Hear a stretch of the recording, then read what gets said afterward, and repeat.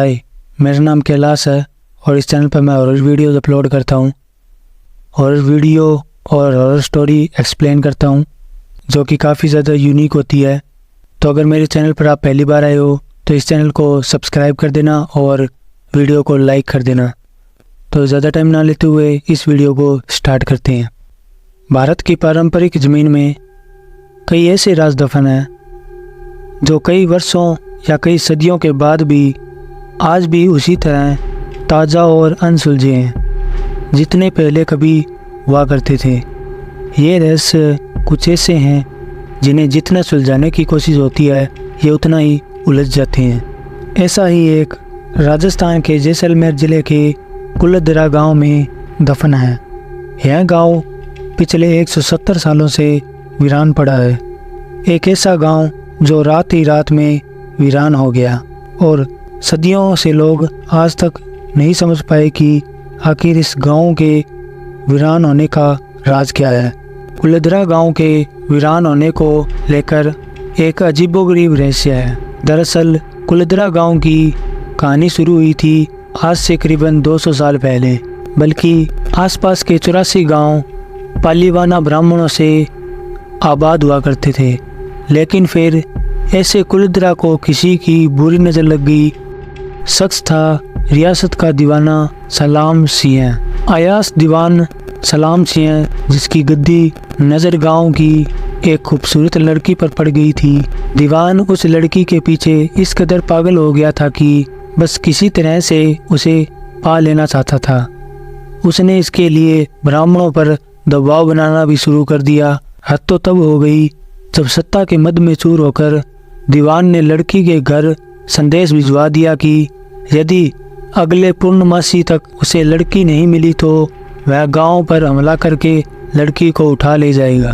दीवान और गांव वालों की ये लड़ाई अब एक कुंवारी लड़की के सम्मान की भी बात थी और गांव के आत्म सम्मान की भी। गांव के चौपाल पर पालीवाल ब्राह्मणों की बैठक हुई और 500 से ज़्यादा परिवार ने अपने सम्मान के लिए रियासत को छोड़ने का फैसला ले लिया। कहा जाता है कि निर्णय लेने के लिए सभी 84 गांव वाले एक मंदिर पर इकट्ठा हो गए।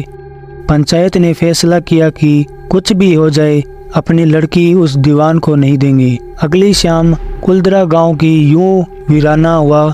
आज परिंदे भी उस गांव की सरहदों में दाखिल नहीं होते। कहते हैं कि छोड़ते वक्त उन ब्राह्मणों ने इस जगह को श्राप दे दिया था। आपको बता दें कि बदलते वक्त के साथ 82 गांव तो दोबारा बन गए, लेकिन 2 गांव कुलधरा और खांबा तमाम कोशिशों के बाद भी आज तक आबाद नहीं हुआ।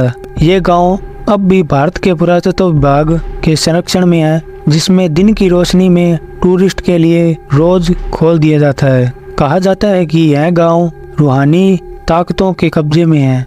टूरिस्ट प्लेस में बदल चुके कुलधरा गांव घूमने वालों के मुताबिक यहाँ रहने वाले पालीवाल ब्राह्मणों की आहट आज भी सुनाई देती है। उन्हें वहाँ हर पल ऐसा अनुभव होता है कि कोई आसपास चल रहा है। बाजार की चहल पहल की आवाजें आती हैं, महिलाओं के बात करने की और उनकी चूड़ियाँ और पायलों की आवाज़ हमेशा ही आती रहती है। गवर्नमेंट ने इस गांव की सरहद पर फाटक बनवा दिया है, जिसके पार दिन में तो सैलानी घूमने आते जाते रहते हैं, लेकिन रात में इस फाटक को पार करने की कोई भी हिम्मत नहीं करता। कुलधरा गांव में एक मंदिर है जो आज भी शराब से मुक्त है। एक बावड़ी भी है जो उस दौर में पीने के पानी का जरिया था। एक खामोश गलियारे में उतरती कुछ सीढ़ियां भी है।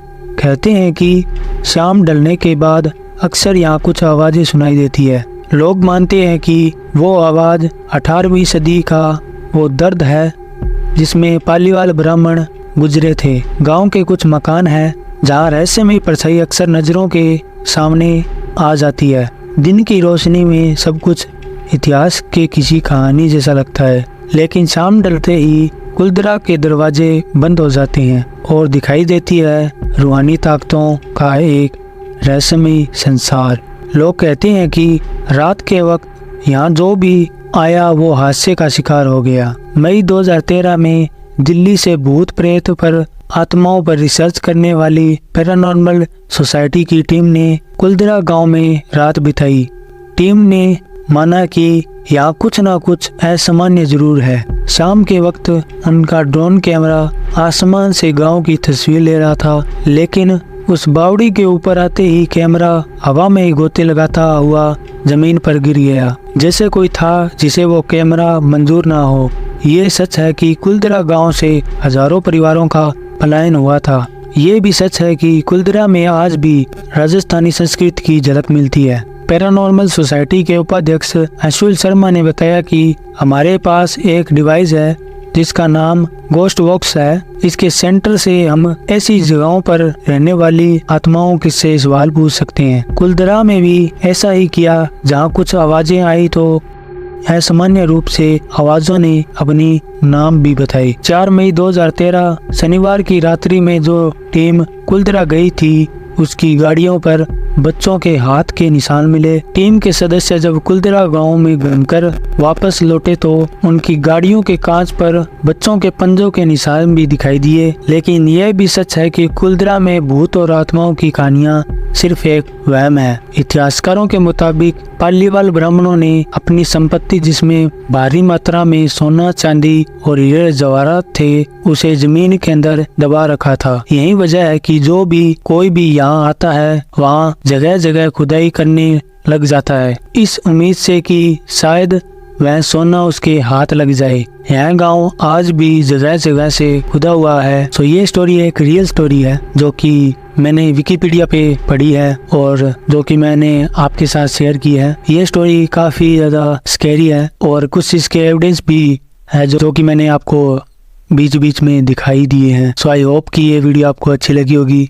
अगर अच्छी लगी तो ज़्यादा से ज़्यादा इसे शेयर करना और मेरे चैनल को सब्सक्राइब कर देना। बाय।